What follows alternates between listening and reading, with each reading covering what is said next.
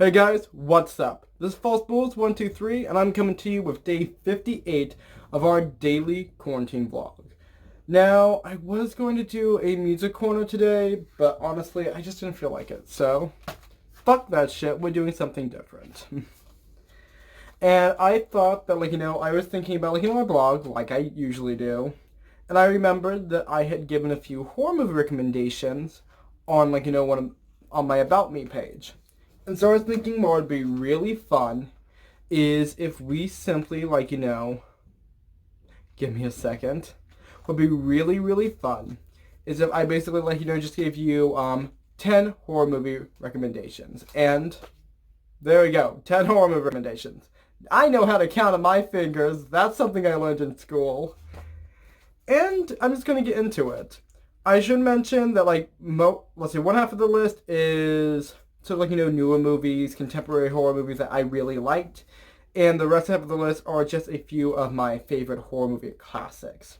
I am not as well versed in horror classics as I want to be. I feel like a piece of shit for not seeing the entire Alien franchise or all this other bullshit when I literally review horror movies online, but you gotta start somewhere, if you're always waiting as a reviewer to have a better understanding, a better grasp, be more well-versed, you're never going to write. And that is really the truth. And so every review I do try to, watch one more movie. I try to expand my knowledge and learn more things and really get to know more about, the, industry. Because before I saw, before I'd watch, Friend Request, which I hated, I didn't know, what Weiderman and Berg was, and now I know it's a German, production firm. And when I saw the name on, this week's review that I'm going to be posting up 5 days from now, or never, who knows when I actually get on my, production schedule, I was really excited, because even though I hated that movie, I saw that it had good production, and so I knew that Dark had to be well-produced cinematographically. It wasn't an ugly movie, but it was a bad movie. The writers should be lynched, and that is my strict opinion. There you go. Now, let's shut up about movies I hated and start talking about movies I loved. That's how this video works. So, number one, we're going to be hitting ourselves up with Hush 2016. What's Hush, you ask, Ryan? Well, bitch, let me tell you. A lot of people, and I don't know if they use it more as a criticism or as a reference, say that it's very similar to Wait Until Dark with Audrey Hepburn, which was, I believe, a 1960s thriller involving a blind homeowner who essentially gets home invaded. She gets burgled. And so she has to wait until dark, and then she's on, equal footing because they can't see. But she's never been able to see. And bitch is gonna get stitches. And so this actually is relevant because the plot of Hush is actually very similar. Essentially, a deaf writer is home alone in her cabin in the woods, and she gets, this serial killer is coming around, and he's going to, burglar her. And so it's this really intense fight for survival. And there are several things I really love about the movie. Number one, its inclusion of, I guess, differently abled. I'm not sure what, the PC term is. But essentially having diverse ability characters. Having a character who is functionally deaf. And they go over how she talks to people, how she cooks, and her handicap, her disability is a really important part of the story. But it doesn't necessarily hinder her. It is more as, it's not so much of a hindrance. It's not shown as her being weak. But it's definitely a issue that she has to overcome to survive in the movie, but at the same time, being deaf also gives her, other, advantages that normal hearing people wouldn't be able to. And so, I think it's really great that we have that. And I think that, there's also, I believe, what was called, Don't Speak, or a similar movie that came out, a few years after 2016, which involved her not being able to make loud noises because they're drawn monsters, and so they would use ASL and all that, and I thought that was really interesting as well. Part two was very postmodernist in my opinion. They definitely had a lot of genre awareness about slashers, about that type of element. And so they made sure to really avert or like sort of deconstruct a few horror tropes, which I really enjoyed. One of my favorite moments in the movie is that at the beginning, like, when like the serial killer comes along and he's like shooting people with like crossbow and he's wearing like an ugly ass mask, when she like eventually actually sees him trying to burgle her window, he takes that mask off and you can see his face for the rest of the film. And I think that was actually really, really fantastic. Mostly just because the reason, like one of the reasons why the mask is so scary is that it's very dehumanizing. It reduces the slasher not so much as a human being, but more of this unstoppable force which the people have to fight against. With the mask and the dehumanization, the slasher becomes more supernatural, more omniscient or preternatural. And so it's much more disturbing because you have this alien, I guess, image in your mind of who these people are. They're not so much human, they're more than human. But with this mask off, it becomes much more personal and intimate. You see this person, they have a face and an identity. Even if you do not know a single other thing about this person, they have a face. And so we can relate to this person. We can humanize this person. And so our ability to humanize and at the same time almost sympathize with this character because they are just like we were. We are a human being. We're not like, a weird, 6 foot tall entity with a chainsaw. It becomes more disturbing because it becomes much more realistic to our plight. And I think that's really great because you can have these very supernatural slashers who are larger than life, and your Freddy Krueger one where it's ridiculous and campy and like horrifying, but they're much more exaggerated than your normal range of realism. But then you can have very realistic horror, which is very much about bad people doing bad things. And so them having that shift in tone to where you see this face and he becomes just as much of an antagonist, but much more, I guess, real, is just such a giant turn. And it's absolutely fantastic that they played with that. I'm trying to think. I should have probably a third point of why I love this movie. And probably third, premise. So, because the character is deaf, she doesn't actually speak. She's mute for the most part. She'll, sign. But other than that, she doesn't really talk.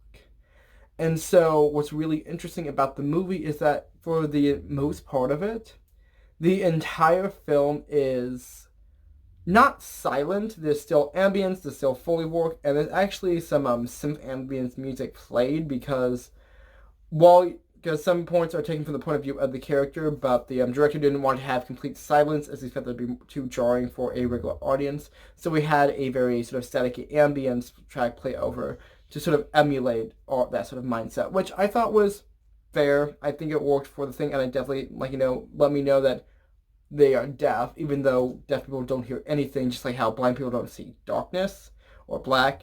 You understand what I'm saying. And so, for pretty much, there's only, I believe, 5 minutes or 10 minutes of actual spoken dialogue in the entire movie, which is just really fascinating from a premise setting. So, I really liked Hush. If you're into, slashers or, home invasion movies, definitely fucking watch it. It's so good. I loved it. If people hate it, they can suck a dick. Anyway, moving on to number 2, Raw, also in 2016. So Raw was, I believe, a French original, French language original, so it was originally in French. But I might be wrong, it might have just been set in France.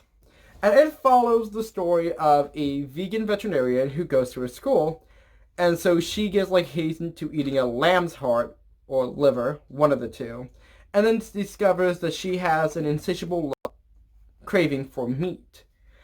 And it is just so freaking crazy. So there's a few elements to it that make it really interesting. You get these very macabre, very, I guess, not necessarily gory, but more medicinal viewpoints of a lot of animal carcasses, of autopsy and stuff like that, because they're veterinarians, so they're learning about anatomy by cutting up dead dogs or whatever. And so you get that sort of weird bit of gore. Then you also get this almost zombie-esque, sort of cannibalistic, need for her to eat meat because she's never had these cravings before because she's literally never put meat in her mouth at all in her entire life. And so as the things go on, you do get these cannibalistic moments, and they're very raw and they're very disturbing. And so the amount of gore is really for much the consumption rather than any other sort of body horror out there. As she's trying to like fight her urges not to like totally like, chew a guy's face off like she's on bath salts. Another interesting point was I do think that they sort of have this sexual awakening as sort of part of her growth as a character. Because, weirdly enough, even though it is a horror movie, it has this very twisted romance building, how you pronounce it, like coming of age sort of plot to it. Whereas these, like, sort of cravings awaken in her, she's also sort of, like, awakening sexually.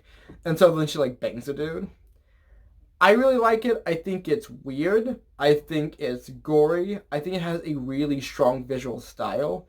The only thing I don't like is that she has a roommate, and the roommate's like, hey, I like dudes, I'm fucking gay and shit, and you're like, okay, like, go off. And then she, like, straight up bangs him, like, later in the movie.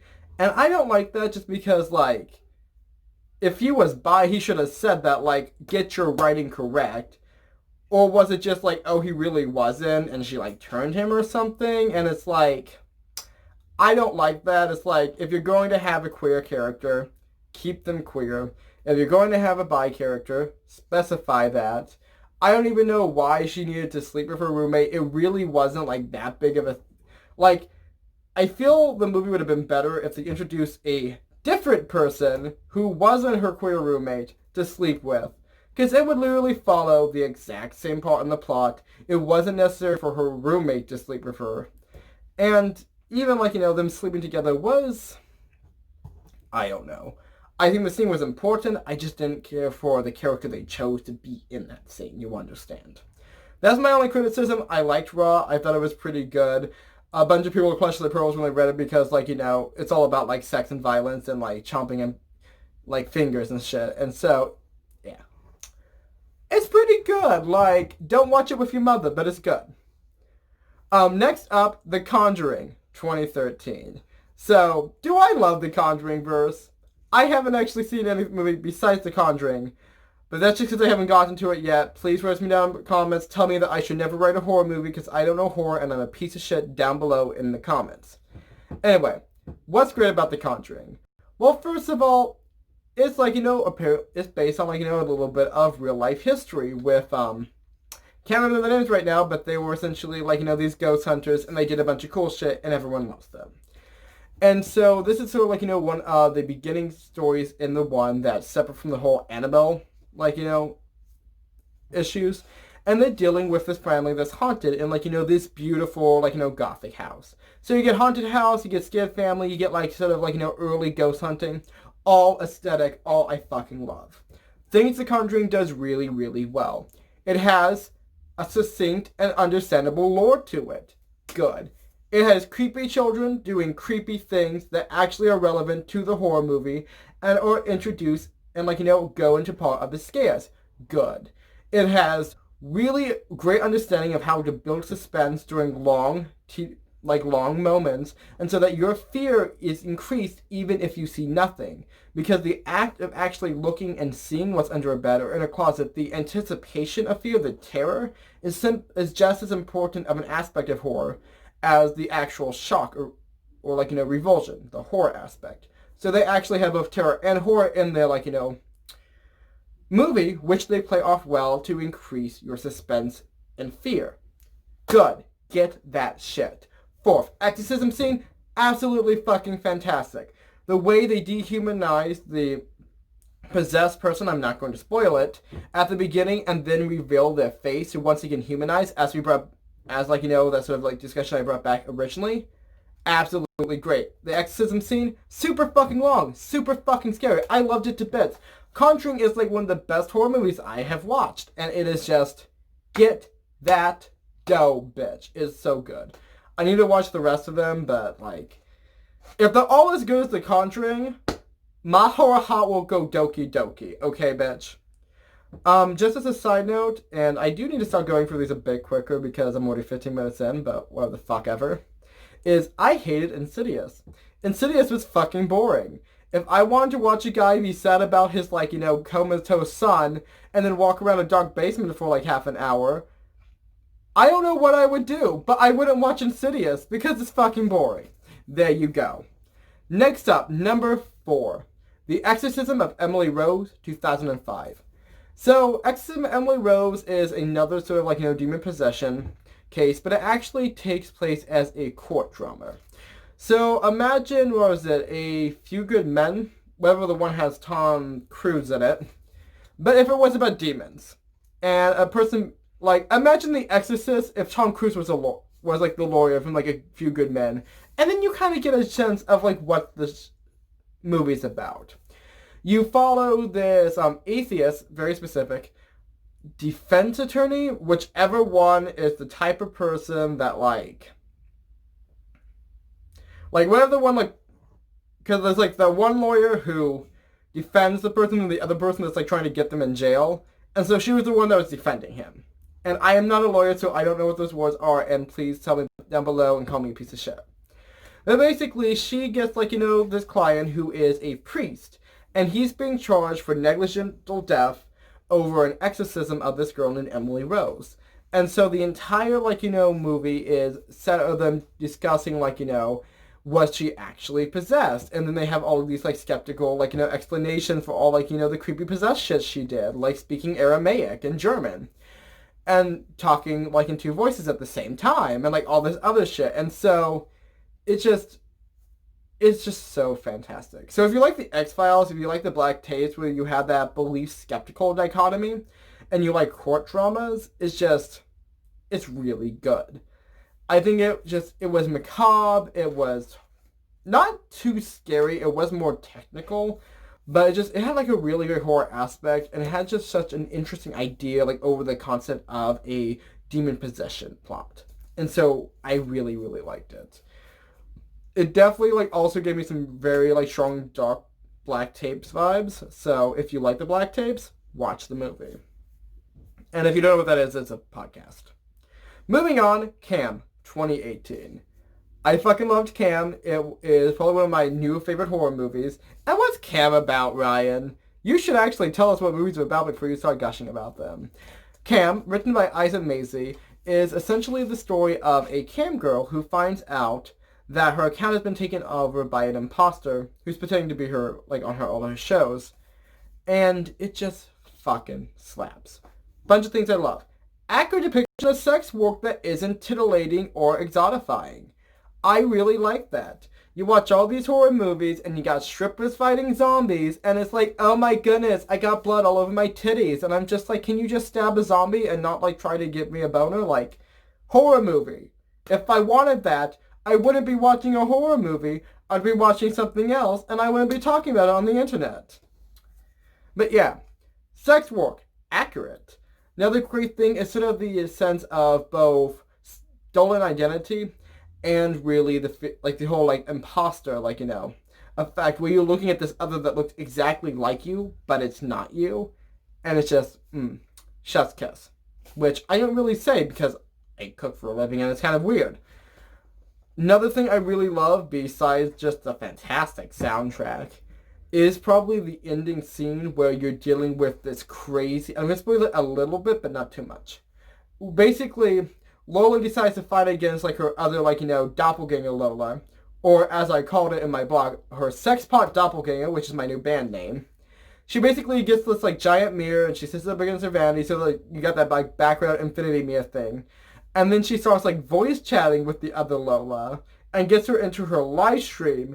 And so then you're dealing with this crazy, like, beer bendy, like, all these, like, different images and, like, feedback loops and all this, like, crazy shit as, like, it goes into just the ending, and it fucking just rocks. Another thing I really loved about Cam was basically the character, Alice Ackerman. I can actually remember her name. Wow, imagine that.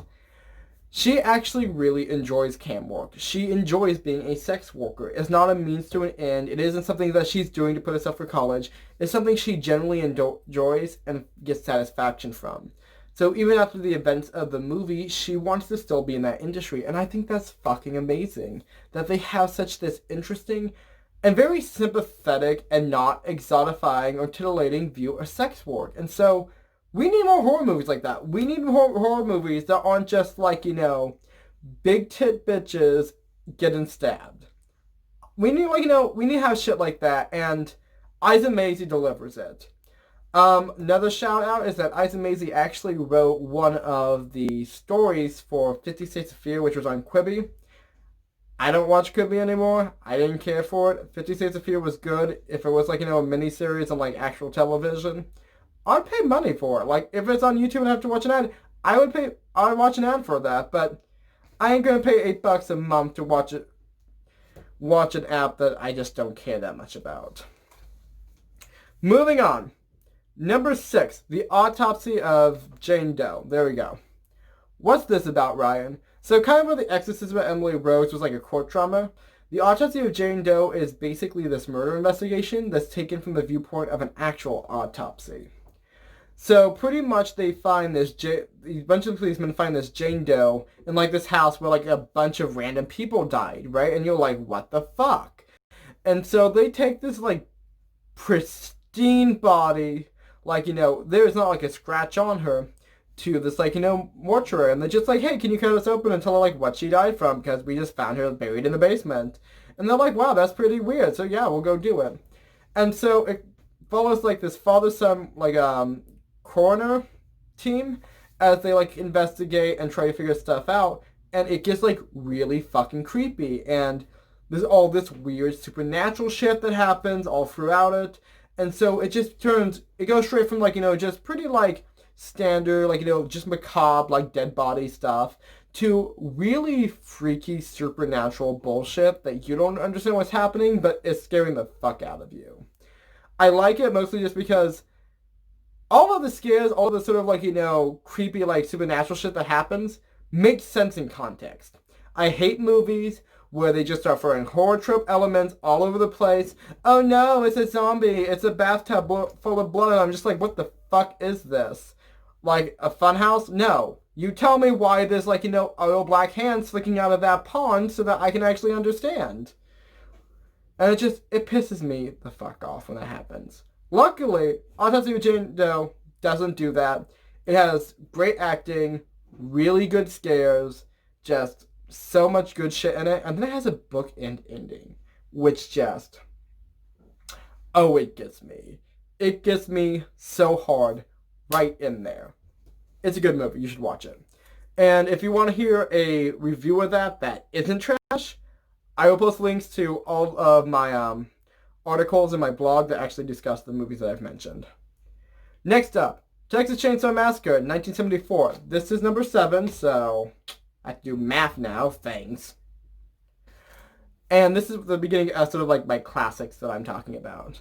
Texas Chainsaw Massacre is sort of I'm not going to say it's the only one, because I'm not a film historian, but TCM is definitely one of the early progenitors of the slasher genre.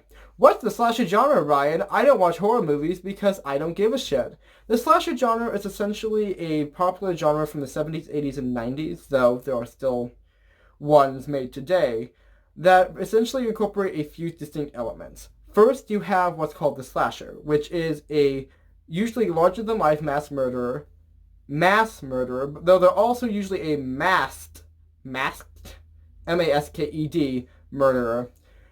And so, I'm trying to think of the best way to describe it. Essentially, you got this mass murderer. They like to kill a bunch of, people, and they usually focus on murdering a bunch of teenagers in a friend group.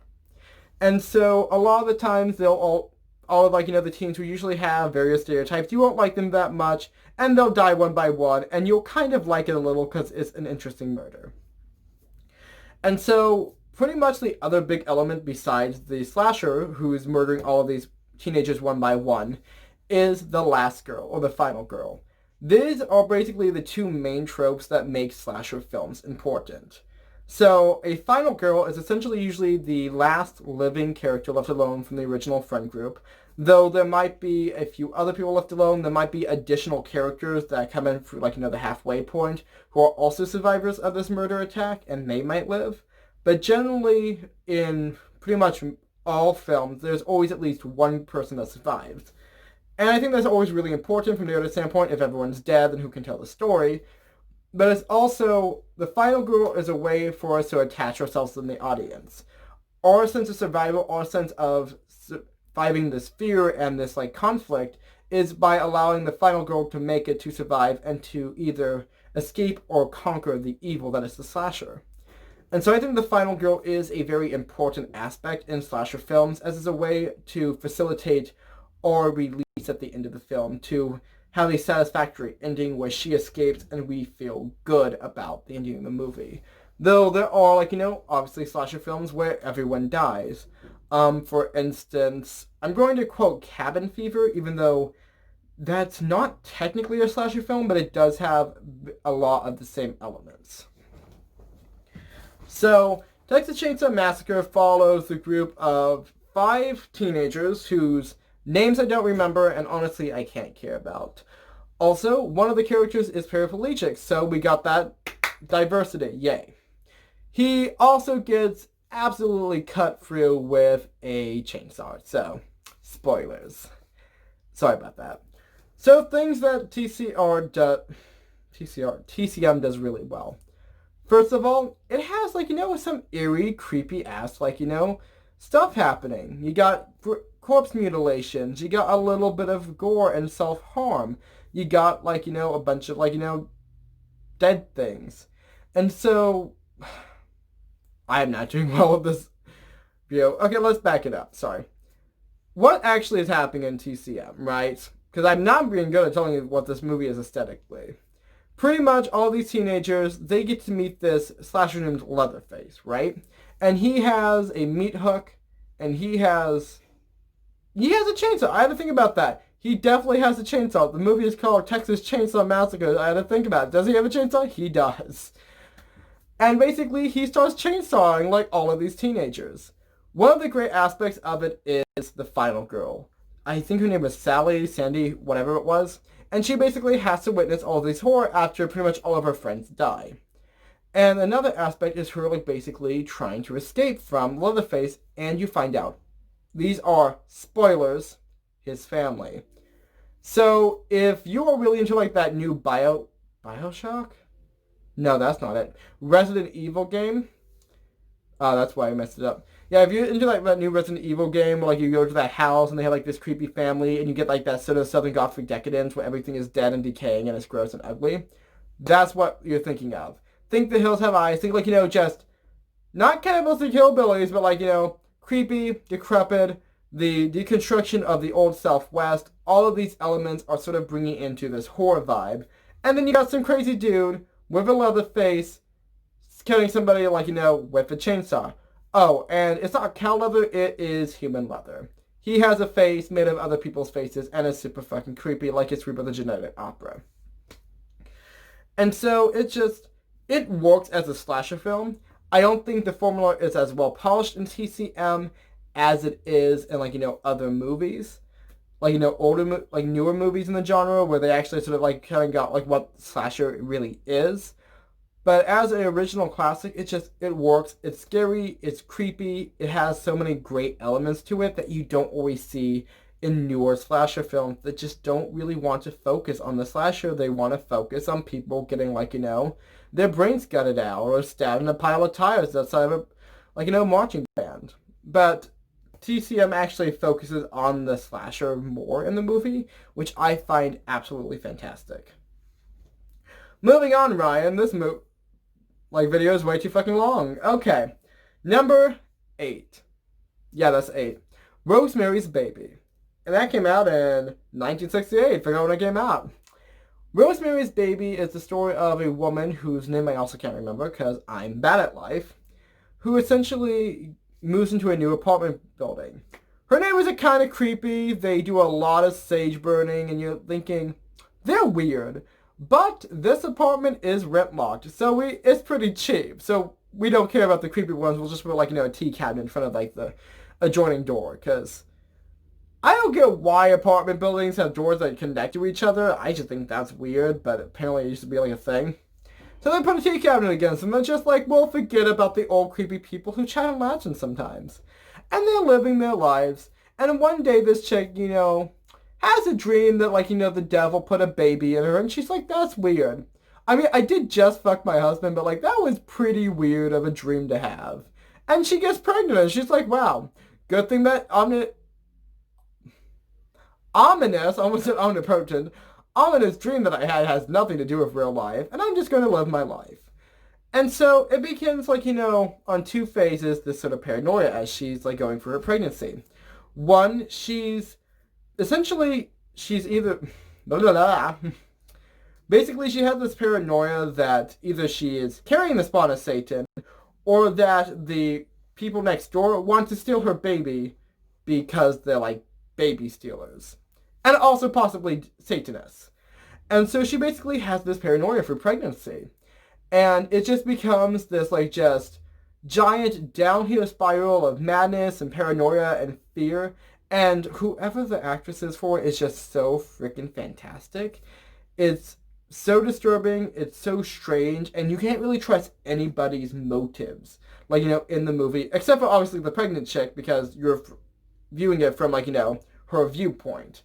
And so just paranoia is kind of like the main theme of the movie as she goes through pregnancy and deals with like all this weird shit. And I don't think I can tell you anything else about the movie without spoiling it. But basically, it was made in the 1960s. It's rated R. You're thinking, oh, that's probably just because, like, they were prudes back then. I mean, they did have the most least titillating sex scene ever. I don't think that guy ever took his pants off. But it was fucked up, and it scared the bejeebus out of me. So if you're looking for, like, creepy classics, and you think that, like, pregnancy is a big horror trope for you, Rosemary's Baby. Also, I don't know if they ever made it into a movie, but the book version of it actually had a sequel, which I did not read. I did not read the original book. But if you're, like, interested in literature, there is a technical sequel to the film. Moving on, Invasion of the Body Snatchers. Not the one from the 1950s, not the one from the 1990s, not the one that came out this millennia, but the one from the 1978. Why are there 4 versions of the same movie? I have no fucking idea. But let me tell you about the one I watched. Invasion of the Body Snatchers, and I don't know if any of the films have the same plot. I know they might not. Who knows? I don't. But pretty much, it follows this guy. He is a health inspector, I think. I'm pretty sure he was a health inspector. And he's living his life until he starts realizing that people may be starting to, like, be pod people, which is where actually this movie, where the term originates from. They're just like, they don't have emotions, they want tepid water, and they're just like, hey, do you want to give your life and body to, like, the hive mind? And he's like, that's pretty sus, but, like, I'm living my best life, maybe it's nothing, maybe it's just a new cult, And so he starts, like, talking to these other people, and they're starting to realize that, wait a second, it's not a New Age cult. It's aliens and communist allegories. Side note, apparently, like, the originators of the movie did not intend it to be anti-communist or anti-McCarthy, like, political allegory, but that's what people read into it.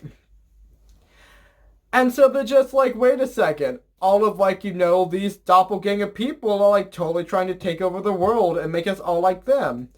And I realized this is exactly the plot to Animorphs. It is legitimately the plot to Animorphs. So if you've read Animorphs as a kid, this is what the like thing is basically about. Except it's much more 70s, and so it's mod clothing and way too much running. Pretty much, I really liked it. The ending was just so good, it got me. Like, the ending fucked me up 9 ways to Sunday. It fucked me up so bad that last metaphor did not make sense. Because it was that good. Watch Invasion of the Body Snatchers. I don't really fucking care which one you watch, but I watched the one from the 70s, so go off.